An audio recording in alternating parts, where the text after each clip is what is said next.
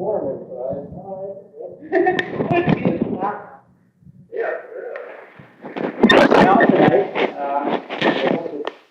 we don't disappoint you if you're built up like that. Ann and I have collected bottles for say, and during so the Blackboard and Lancaster.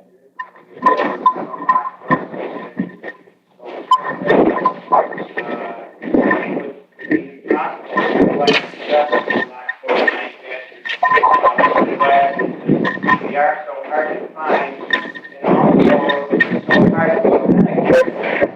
All of the pieces that you'll see tonight are all authenticated from either the Blackboard or Lancaster Glassworks. The slide program is a collection of glass, bottles, whimsies, and pieces that belong to a whole lot of different people. It's always been our ambition to put together a slide program on the two glass houses. And when our bottle club, Western New York Bottle Club, celebrated their 10th anniversary, we worked over some time getting all of these pieces together so that we could photograph them. The people who came to the banquet came from all over the United States and Canada. We showed this program at night at the banquet. Some of the pieces you'll see, people were reluctant to let us take them. Some we had to have back within an hour's time. So they were put on a table, photographed, and run back to the original owners. The Historical Society, very cooperative. Some of the rare lily pads belong to the Blackboard Historical Society. Probably all been down to the Historical Society. If you haven't, it's well worth it. Fantastic museum. The time span on the pieces shown are from 1840 to 1940. Actually, to be a collectible bottle after 1870 or so, not really a collectible period, but it does pertain because it was still manufactured in Rockford, Lancaster. The pieces on the table, I guess broken bottles have not reached the collectible stage yet. But I was lucky enough to be able to excavate the glass site last year in October. We tore the concrete floor out of the building that stands at the site now, and was able to get in for 2 days for about 2 hours each day. So the pieces that are dug are authentic pieces from Rockford Glassworks, and were used to authenticate other pieces that we suspected were maybe going to Blackboard and we're not sure of. We also found many pieces of glass, broken glass, and food items that were attributed to other glass houses that were blown in Rockford, if not in both glass houses, at least in Rockford also. So I'll start the slide program. If there's any questions as I go on, just ask. I can answer my role if I can. Yes.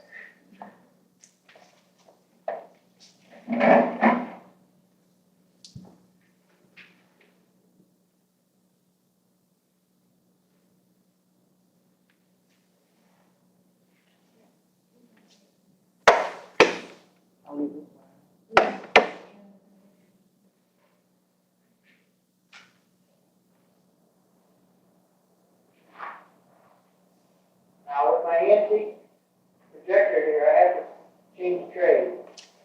So don't all leave all the programs over to my staff. This is a program on the Lockport and Lancaster Glassworks.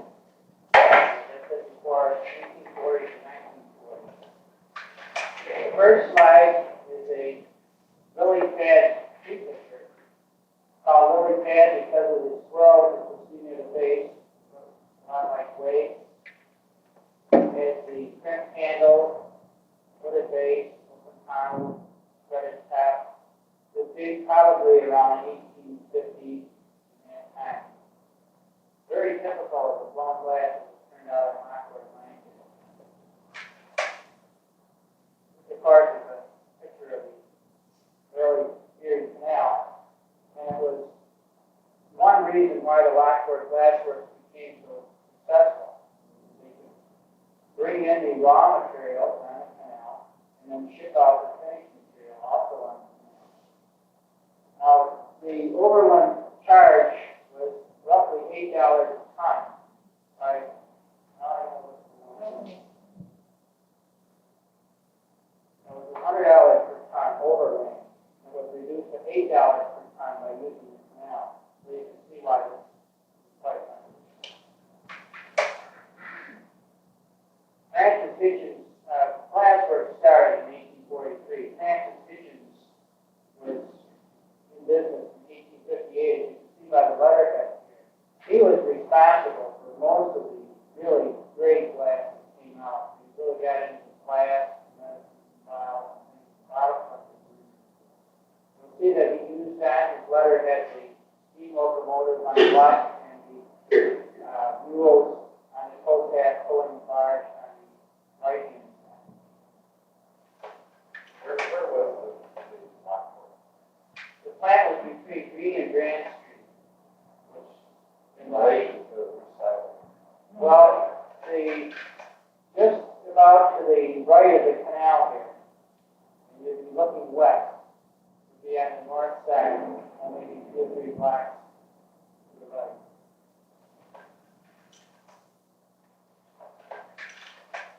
This is an early advertisement also that Kitchens put out. This is an advertisement for the Lockport Glass Works, and advertises vials, bottles, hollowware, cat medicine, castor oil, perfumery, cologne, hair, acid, mineral, and soda bottles, bell glasses, hydrogen glasses, lamp globes, and digesting bottles.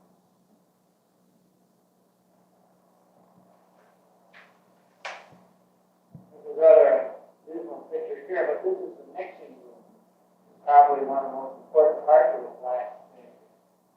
The recipe for mixing of the glass used here was 10 parts of sand, 3 parts of kelp, 4 parts of wood ash, 8 parts of potter's clay, and 10 parts of color.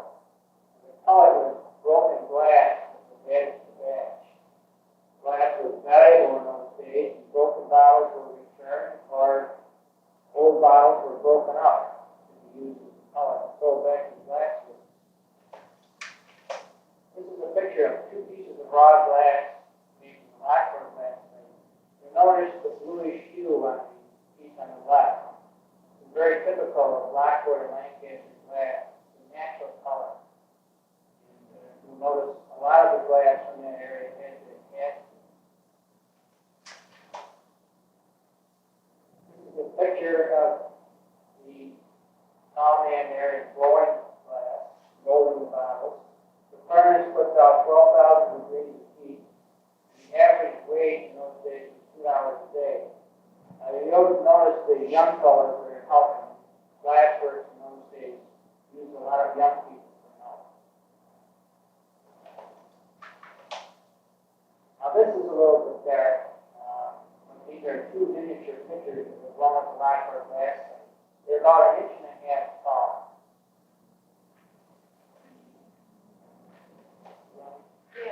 Maybe I can get a little better picture if we do turn it on.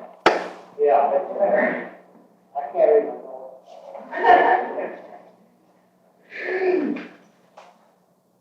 This is a popular piece. Of course, really bad picture also. Fly ball in the past. Fly ball was used to keep out the pedal slides and the things and so forth. This was a wedding gift to a lady in Buffalo in 1845. The story goes that she had 3 proposals, one from the glass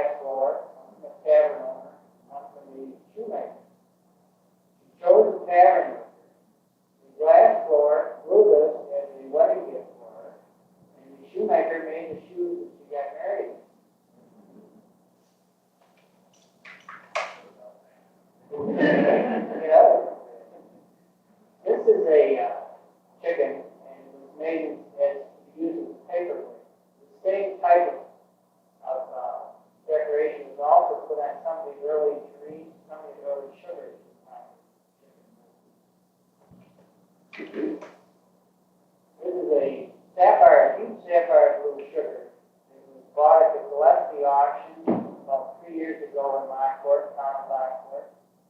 Fit into the Lockport Glassworks. As the footed base, folded rim, 5 handles, big property, 1850.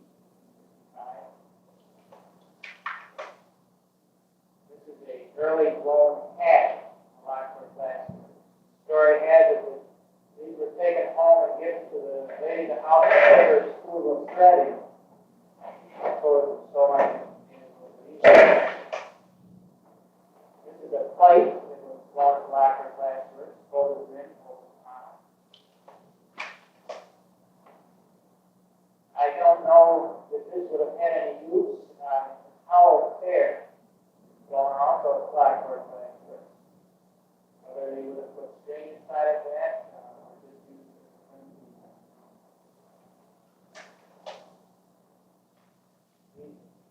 a here.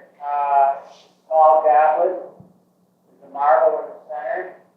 Piece on the right is called an egg, used for garnering socks. A large ball in the back of the ball. All blown in black.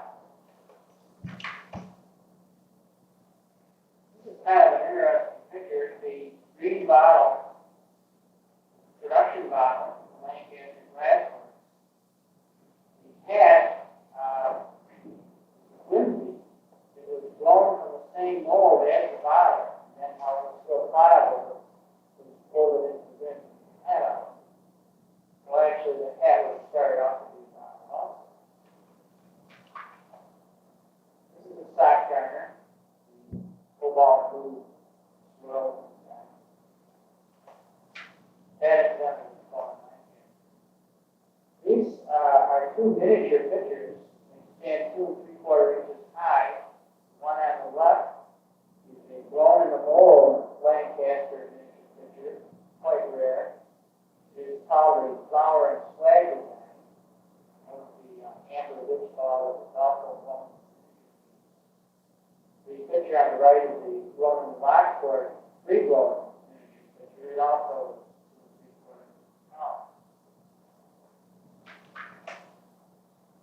these are 2 pictures typical of Lancaster and Lockport work. The blue one, of course, is without the lily pad decoration. It's very flexible and blue. Notice the one on the right does have the lily pad type decoration on it. Notice the small triggery at the bottom of the handle indicate also an earlier piece. The blue one has been broken off. Now, you might be interested if any of these are really valuable in terms of money. How much, for instance, would such as this be worth? That's a tough subject to get into. Blown glass of this sort is very collectible, but there are not a lot of people collecting. It is hard to come by. Pieces of this nature are usually found in museums, or if you're still in the family because of the sun, it's hard to break them loose. But the blue would be far more valuable than the aqua because the color is rare. A lily pad picture today in blue is going to hundreds of dollars. Very valuable. These are smoke bells. One on the left would have been used in probably a church. It would hang over a top of a candle to prevent the smoke from staying through. And the smaller one would have been used in a smaller candle or for hanging lamp. These are production pieces. Now, of course, this is a whiskey glass. Embossed Lockport Glassworks, Port. Lockport is the only glass house that put Washington on both sides of the glass. This is date probably around 1850s, 1860s. Color.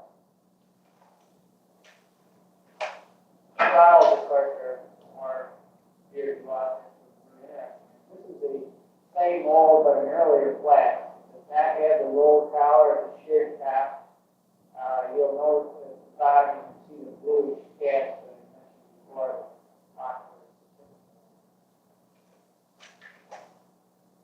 This is the same flask in amber. For some reason, the amber seems to be quite scarce. There's today only 3 known amber flasks. bought with a collection of glass out of Buffalo a number of years ago. And I had a chance to go in partners with glass and with the collection and trade a high touch to get the bottle and see to it. This is goes up another glass, copper glass. Doesn't show too clearly here, but it's striated. You can just notice the looping in some of the discoloration in different colored glass. Blackboard was noted for its lousy glass workmanship. Dirty glass, impurities, ripples, little marks. On the glass floor standard, they did poor work. Today, these same defects cause it to be much more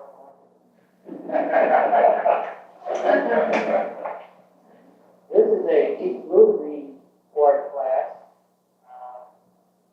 It came from the Ukraine area. In fact, it was owned by Clyde Merritt, just up the beach down there for a number of years. He can remember his father carrying this into the field, filled with whiskey, to give to the migrant workers. And he also remembered that it had a leather pouch that his father carried, and probably why it survived.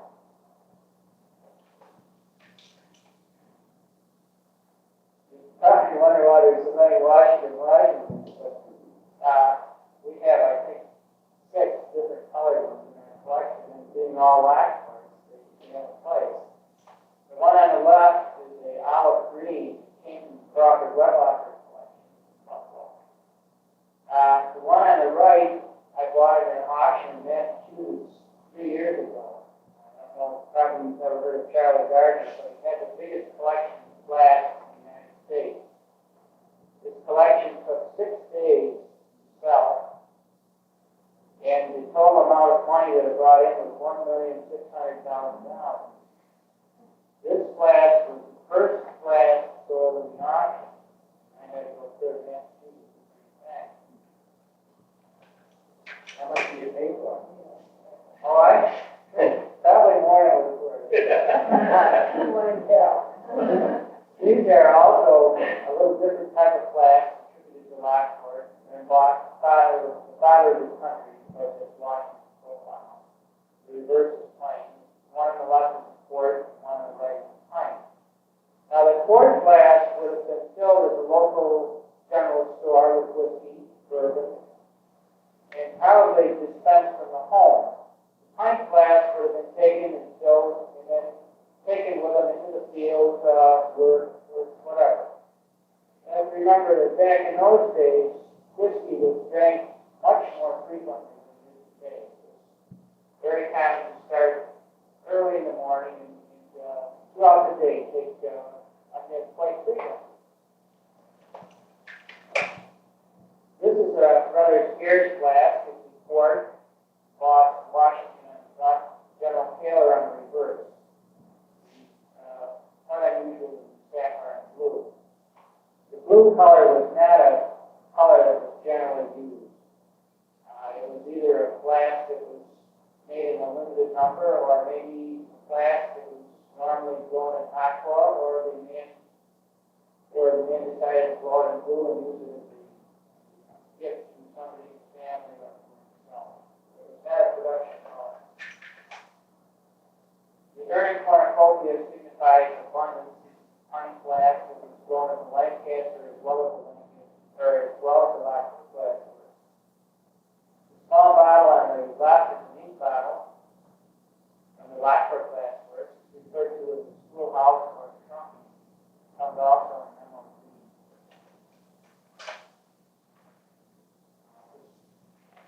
Just a trade there.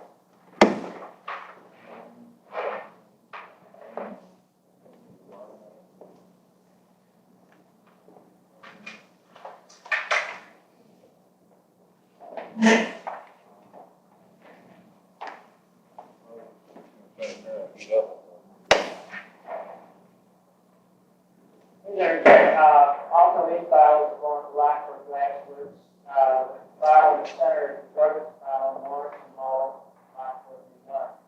You notice some of the ink bottles on the table that were excavated in the glass like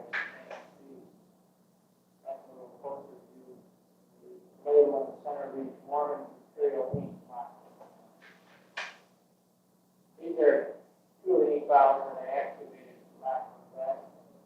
They probably were broken right from the start, ensure that if they were not, they would use and they work by the piece, not by the hour. Up until the dig, this was an unlisted ink bottle. It had a L, I think you can see it on the left-hand side of the base, there's an L there, indicating oxygen. They also make amber. This is a Lancaster pint whiskey glass. This is Lancaster glass for full pint. It was probably done about 1860 production. Ink bottle, there was a case of them found in Lancaster at the bottom of one of the early stores. Lancaster glass. Any file really counts. Pardon? Does that count as that? Yeah, A lot of glass works, or is it? oh, I see what you mean. Yeah, it is. And also the umbrella is made in many glass now. This is a pint Lancaster glass for apple tea. Glass. Great glass and amber. They're getting a quartz sapphire blue pint sapphire blue.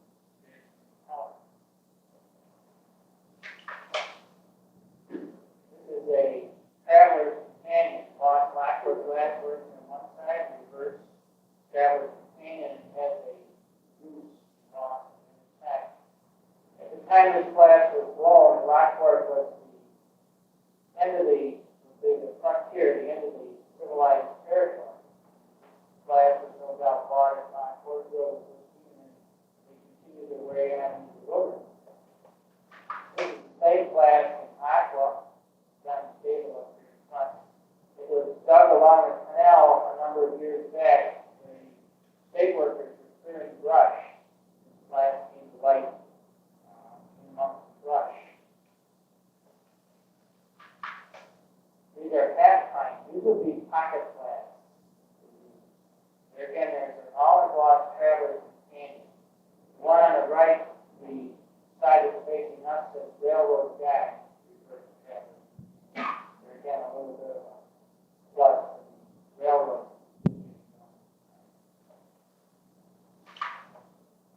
These are Lancaster glass. The one on the left is the pint Lancaster glass first. Lancaster, Erie County. That is traveler's companion in reverse. The deep wine color. And we have the shorter version.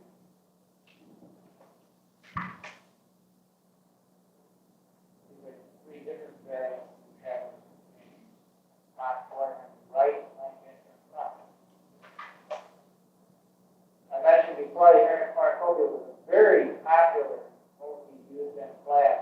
The pint is the broad Lancaster glass. One on the right is the half pint. Deep metal green.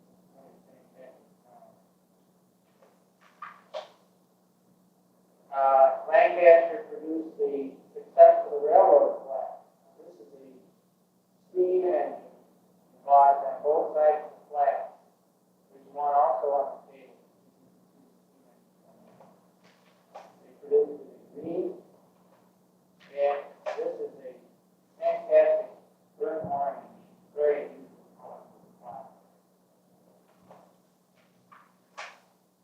These are glass up there. The one on the far left is a green Florida temple, famous Friday grace one. And it was, the record is embossed underneath the horse. I can't remember the exact time, but the date is 1858. These were blown in the Lancaster glass, Florida temple. It's always interesting to come across paperwork on anything to do with either of the glass houses because it shows you different items that were made.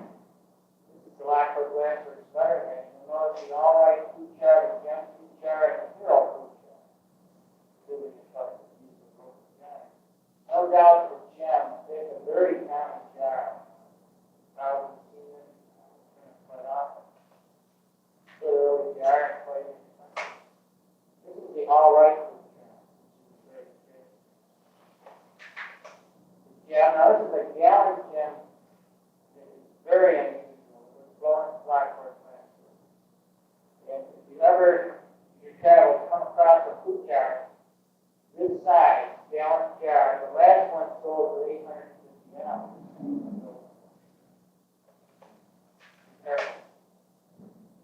Porcelain line, 2-quart and 4-quart for jars.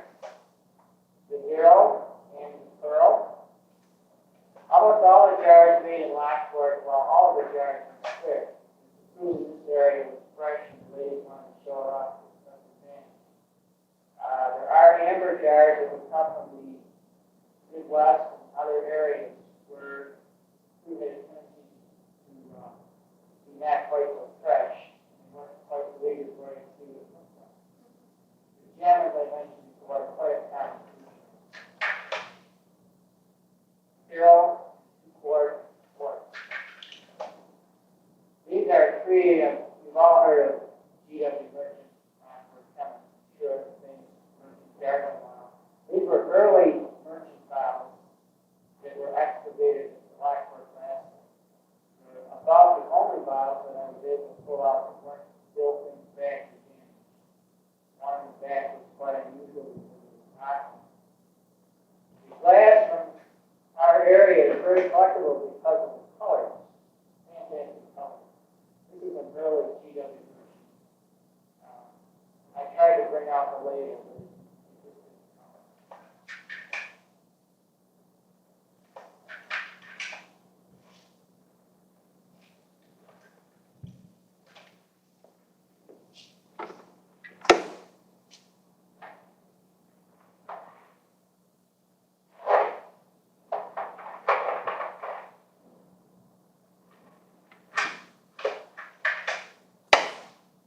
This is an early color brochure of the Merchant Gardening Law put out by Tide in the heyday of the Merchant Gardening Law, for women and orphans. There's the three Lockport Gardening Laws, large size, medium size, small size.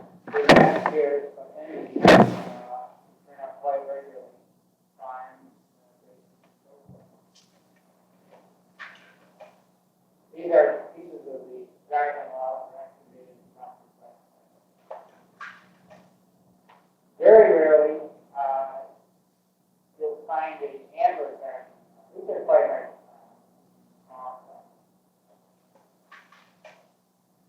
This is an early advertisement of G.W. Merchant put out in 1845 advertising carbonic mineral or soda water. We got the bottle first and searched to find any kind of advertisement, and then finally this did turn up. And he was promoting these egg-type mineral water bottles, which sell by the barrel. Evidently, it did not prove successful. This is the only one I've ever seen or ever come across. These are made round on the bottom, so you would lay down keeping the cork wet, so it wouldn't shrink. Very thick glass bottle. This is a very popular glass. We drink with a buck swim. The large one is the quart, well, not for glassworks. And also added in the half one, which is a real desirable size, also pocket. Be about 1860.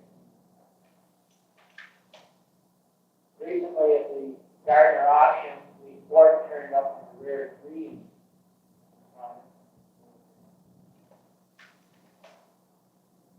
Lancaster also turned out the bitters bottles. Some of the bought Old Station and Big Mountain County. Of course, bitters was a kind of a temperance movement at the time. It did carry about 60% alcohol. Sold not as a whiskey, but as a medicine. Also, fish bitters. The center is the extra Loveridge, Waffle, and South Bay bitters. Fish bitters is made in Lancaster as was the barrel right.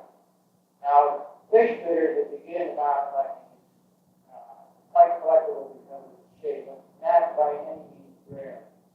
And they were made in other glass as well. This is a whiskey bottle, boxed on the bottom,